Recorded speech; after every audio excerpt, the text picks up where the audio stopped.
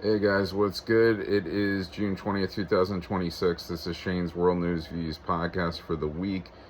To start off with tragic news, a U.S. Air Force B-52 on a test run crashed at Air Force at Edwards Base in California, and it killed all 8 crew members aboard.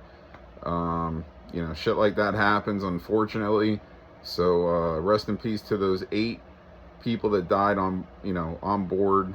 You're just getting in this plane. You think you're going up for a test run, everything's going to be okay, and this happens. Right on takeoff, and that's a shame. So rest in peace to those 8 for sure, and their families. It's a bad thing. It's a bad thing. So. Um, On to the next thing. President Trump, he unveiled the new Air Force One. It's got red, white, and blue on the plane. This is a plane that was funded by Qatar, and basically it was just a gift they were giving to President Trump. And President Trump said, "Here, I'm going to take this plane that you're giving me as a gift, and I'm going to make it into the brand new Air Force One, which is bigger than the Air Force One right now. It's got a lot more space on it than the present Air Force One." So he spoke yesterday in right outside in front of this plane, and it's a beautiful plane, and it's a nice gesture by President Trump to just give this plane back to the United States and say, "Here, this is the new Air Force One. I'm not going to take this back to Mar-a-Lago and Palm Beach and use it for my own personal use. This is going to be the new Air Force One." So for all future presidents. So again, that's a great gesture by President Trump. And I know he's spending this weekend in Camp David, which they're saying this is where he's going to get together and with all the brains, and just discuss everything that's going on with the Iranian war and future plans with Cuba and all this other stuff. And this week President Trump was at the G7 in France, where you had other global leaders. Macron was there, and I don't know, the typical globalists. And basically they invited Zelensky. Like, Zelensky's there, and he's saying, "Oh, Zelensky from the Ukraine, of course," and he's sitting there and he's ploying for more weapons and more help in the Ukraine's war against Russia. And there was like a funny piece of video where Zelensky was trying to come up and shake hands with President Trump, and President Trump just basically looked at him and just walked away. And then you just see the dumb look on Zelensky's face. So they get together, these leaders, and then they of course they talk about the betterment of the world, supposedly. But when you got globalists that are in it for themselves, minus President Trump, all these several others there are globalists. It's just it's not a good thing. So we need to clean it up everywhere, get better people in these positions. So was in France, back in the United States now. Let me, before I talk about the Iranian war, with the United States, Iran, Israel, before I get to that, I forgot to bring up a couple of things the last couple of weeks, that ICE is being funded now. It was a $7 billion investment that was improved investment. It's put into ICE, and funding ICE. $7 billion, that's a lot for the next 3 years. And that was approved by Congress. And it's going to go to the end of President Trump's tenure. As these 4 years as president, he'll have ICE there. And ICE is needed, man. I mean, it's a big thing. Getting these illegals out of this country, and keeping a lot of these illegals are criminals, unfortunately. There are some good ones, but there's a lot more bad ones, and it's just the law, man. It's the law. It's what the United States Constitution states, that we cannot have illegal people in this country. You have to be approved to be in the United States of America. It's what the Constitution says. President Trump, I said this a million times, President Trump isn't making this law. He's following the law. He's trying to uphold what the Constitution says. Plain and simple. Anybody that doesn't understand that is a complete fucking fool. So I don't know what to tell you. So, you know, and also UFC 250, the big Ultimate Fighting Championship event that took place on President Trump's birthday, and that was June the 14th. And you know, there was a plot where you have these 5 losers, and they say there's more people out there, but they've caught 5 of these losers that were actually plotting to crash drones into buildings surrounding the White House where the UFC 250 event was being held. And then when, you know, people would see or hear these explosions, people would run out from the UFC event, and then they would start shooting these 5 losers, and several others supposedly would start shooting people that were running out of the event, and it would have turned into a massacre. And of course, it went, you know, President Trump and all the higher heads that were at this event, they wouldn't have been affected, but a lot of people would have got killed that were running out of this place if this happened. Luckily, the FBI caught this, Kash Patel, and you know, and it's a great thing. They got tipped off by one of the idiots. Their mothers turned them in, and you know, she was questioning her son. She said he was acting strange all week, and I guess you know, he's posting all this stuff online. And anyway, it's a good thing. They never even, you know, obviously made it to Washington. You know, this was discovered before, so there was like no real threat.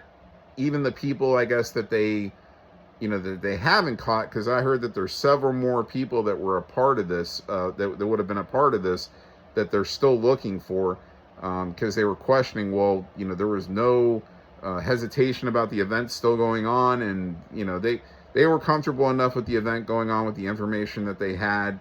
But it just shows the crazy shit that you know, every day something can be planned, or something, you know, bad is happening out there, or you know, shit like this, that again, that is, they're planning something. Luckily, again, it did not go through.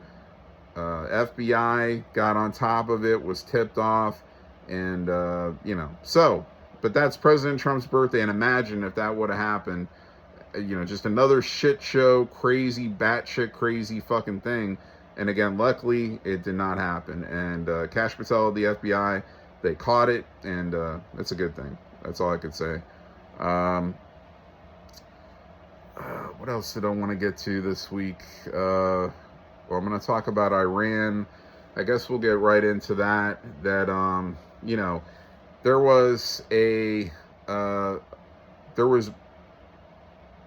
signatures, signings by, you know, the United States, President Trump, and Iran on their side, where they basically agreed upon a 60-day ceasefire agreement, where they're basically, you know, this is just ongoing, where they're going to try to finalize, you know, the end of this war. But there's a lot of things in this agreement, and you know, you have people in this country, in the United States, that think President Trump hasn't done enough in Iran, and he's giving, there is parts of this deal where if Iran follows certain protocols, that they would be awarded money down the road, but there's no money that's guaranteed just by agreeing to this, you know, these ramifications. Like there's a lot of things to it. I haven't even read the whole thing, but you know, and then of course, the main thing is that they wouldn't have any nuclear weapons in Iran. They would agree never to, you know, have any nuclear weaponry. And, you know, I mean, look, anytime you make an agreement, or you know, with countries, hey, we solved the war, we agreed to end the war. I mean, it's always could be broken. Like, you could always have one of the sides decide, hey, no, we're not going to do this. and then that's it. So it's like, just because you're agreeing to something doesn't necessarily mean that it's going to stick, you know. And the thing I say about Iran is you have a lot of their their upper hierarchy was killed. Their and it's in these bombings that the United States have done in the last couple of months, a lot of bad people in the Iranian regime were taken out. And now you've got like what they refer to as like more like a third tier of their regime. And you still have a few that were there, I guess, from the original, and but not many. And but I think there's always going to be that bad blood feeling, especially when you go in and you take out, people that are close to some of these people that are still alive died. So like, I can't imagine how all of a sudden some of these Iranian people in the regime just say, "Oh, it's okay. Yeah, we'll be friends now," like with the United States. Like, I don't know, So President Trump is doing his best to give what's left or this new regime in Iran a chance. But at the end of the day, we'll see what happens. But a lot of people just don't think that this is going to go through, where this is going to be a true peace agreement, and that the United States eventually is going to have to just go in and just bomb more shit in Iran. And whether, taking over on the ground or whatever, the Strait of Hormuz, for now, it's open, and then there was rumors that Iran decided to close it back, but that's where the oil is, and keeping the boats passing in and out. So that is open now. The gas prices are gradually starting to drop. Like you could see here in South Florida that they're dropping little by little. It's going to take probably a couple of months until it fully drops back to normal. But that's another thing. President Trump wants to get the gas prices down. And then it's like President Trump says, like hey, like our business is kind of done here for now, or hopefully forever in Iran, but we'll see. And, and Israel's pissed in a way because they wanted us to finish. And, because, Israel, Iran, there's bad blood. And then, of course, there was an incident the other day where Hezbollah attacked Israel, or they killed 3 Israel soldiers. And then they went at it. And then basically, I think Israel went and did more bombing after that. And then they agreed to a ceasefire. I mean, I lose track because these people, they break ceasefire agreements, then they go and then they make ceasefire agreements. I lose track. But Hezbollah is backed by Iran. So people feel like Iran sent Hezbollah to attack Israel to kind of like cause, they're trying to start a conflict with the United States and Israel.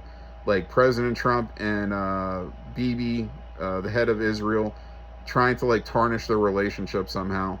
And people inside say that their relationship is like great. President Trump made a comment that, Bibi at times tries to go a little too far, and he has to, kind of tame him. And, I mean, look, again, there's a lot of bad blood with Israel and Iran. I know that Iranian regime, definitely what was there was really bad. Maybe what's still there is really bad. But I always say you can't judge everybody because they're from somewhere, or they're a certain religion, or they're a certain race, and say, well, just because this many people of these things were bad, this person's bad, these people are bad. Everybody's different. So you're always going to have good and bad people from any race, any religion, any country.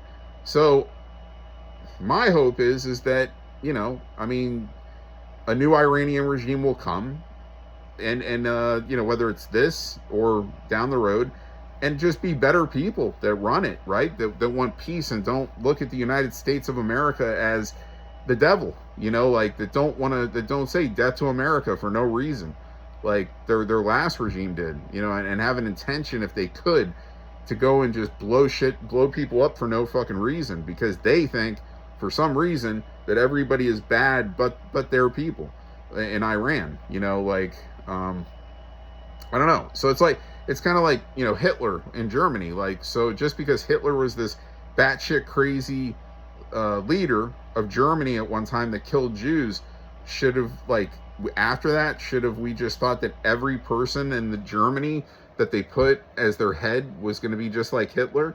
You know what I'm saying? Like, you have to give the next person an opportunity to be better than the last person if they were corrupted. You get what I'm saying? So, like, because I say, what if everybody was just doing bad things? Like, what, you know, luckily we have a lot of good people in the world, you know, and unfortunately there's a lot of bad ones too.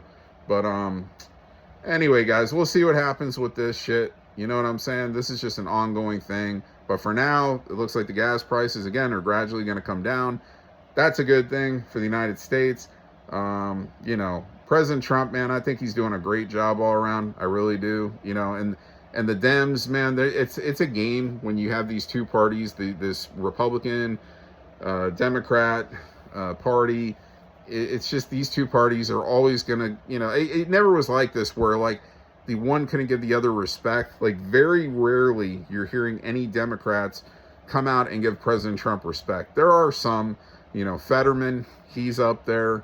There's others that gradually come out and give President Trump respect, but mostly they'll take anything President Trump does and they'll try to shit on it because they're trying to get their party back in power, you know. And it's like, to do that, these fucking people will lie about shit and they'll do anything they can, you know, to you know, benefit their party and hope that it will swing voters to their side. You know what I'm saying? So it's a bad thing. It's like, you figure United States of America, even though you have these split parties, we should be a team, you know. But you have sellouts, man. Again, I talk about this weekly, basically, all the sellouts in, you know, Congress and the Senate and you know, and in all these higher up positions, you know, even in FBI, man, and DOJ, and I'm sure it's all over, man. It's a poison, and where people are just the temptation of you know, being richer, and sometimes you do bad things in, you know, in terms of getting richer. You'll sell your soul and you'll do corrupted things, and that's where we're at, man. I think worse than ever. And you know, so hey, again, man, I hope cleaner people are all, for the future, cleaner people in all these positions, good people in all these positions, and doing right by the Constitution of the United States of America. And basically, I hope this carries on in the rest of the world. I hope that there's good people that run every country, and less corruption is a big thing. And you know, so I don't know, Obama, he opened up some kind of fucking shit. They opened up some kind of shit in Illinois, I think in Chicago. I don't know, it's not a library. I forgot the Obama whatever, but it does have a library in it, and it's, anyway. So they did that the other day, and Clintons were there, and Big Mike was there, and you know, his wife, his man, husband, whatever, and you know, Biden, Sleepy Joe, and Dr. Jill, and Bush Jr. with his wife. They were all there celebrating, holding hands, you know, all the globalists. And the other big thing at the UFC 250 event, Josh Hokett, who's one of the fighters, he got on after his match, and that he won, and he yelled into the microphone that Michelle Obama is a man. And of course, that's have been going around for years. And if you really look into it, I think you'll see those signs. You know what I'm saying? So, but of course, it got bigger publicity because this happened at UFC 250, and you know, a lot of media started talking about it, and you know, everybody, oh, it's disgraceful, and Michelle's a man or not a man, and people posting pictures, or I see doctored AI pictures of Michelle Obama supposedly as a little girl that I've never seen before, and still nothing with her kids, because there's no pictures when they were children, or with their mom supposedly, or her pregnant, or anything like that. Anyway, guys, I'll leave that for another day. So I think that's all I have for this week. If I forgot anything else, I'll touch up on it in the next episode. And I'll see you next week with another edition of Shane's World News Views podcast. Oh, and the New York Knicks, they won the championship in the NBA. Supposedly, they are going to come to the White House. So, in that case, that's a good thing. James Dolan, their owner, said they will come. All right, bye.